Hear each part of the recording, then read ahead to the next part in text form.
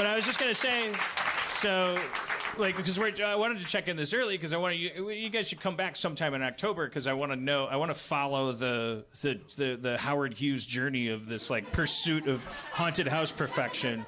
Like we're gonna check back in with you guys in October, right? Okay. Before the haunted house goes up.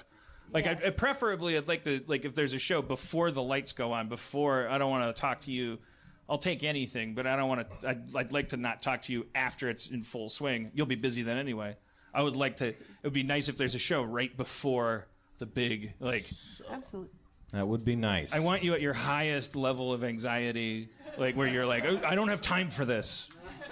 Like, I'm gonna ask you what's going through your head right now, man. How do you like your haunted house now, man? And Dan, there's something I want to give you before we end this. Yeah. What time is it? Oh, it's time to end this. This is a great time for this. Yeah, we'll go. Let me go get it. Did you want to do it on? Okay, all right. It'll be a good ending. Oh, this will be great. I don't do good endings. Well, we're about to do a good ending. I had told Beth I had the gift for her. Somebody had cross-stitched the thing that said it was a quote from the show, the Eucalyptus Tree show. It said, I can't remember the exact quote. To be honest, Beth.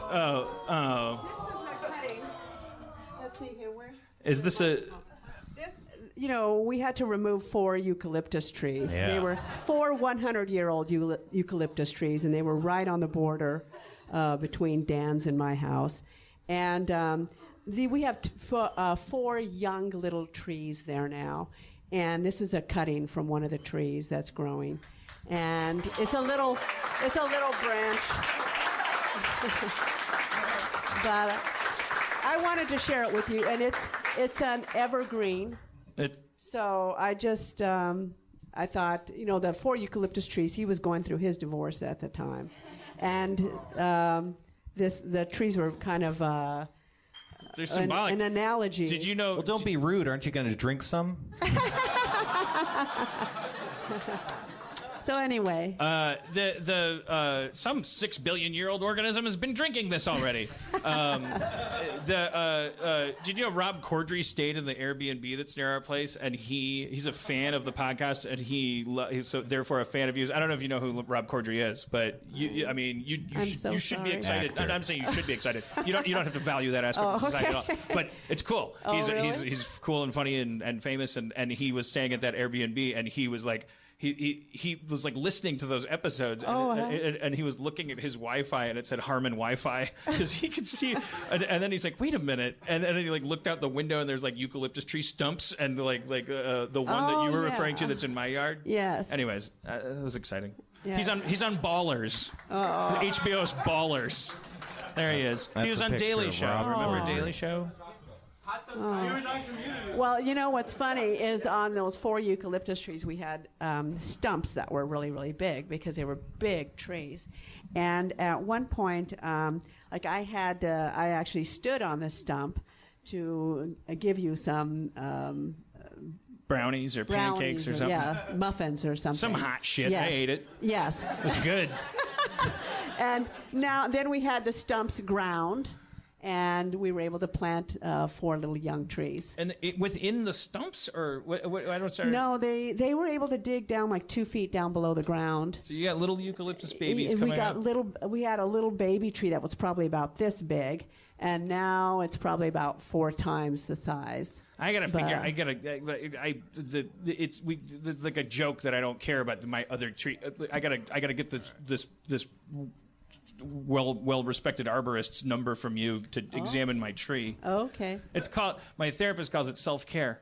Oh, okay. Like she said, "Why is your right eye red?" And I go, "I stayed up all night playing Minecraft." And she's like, "It sounds like you're not happy." And I said, "No, I love Minecraft." And she said, "But what did you do last night in Minecraft?" I said, "I don't know. I was asleep." She's like, "So you're playing Minecraft in your sleep?"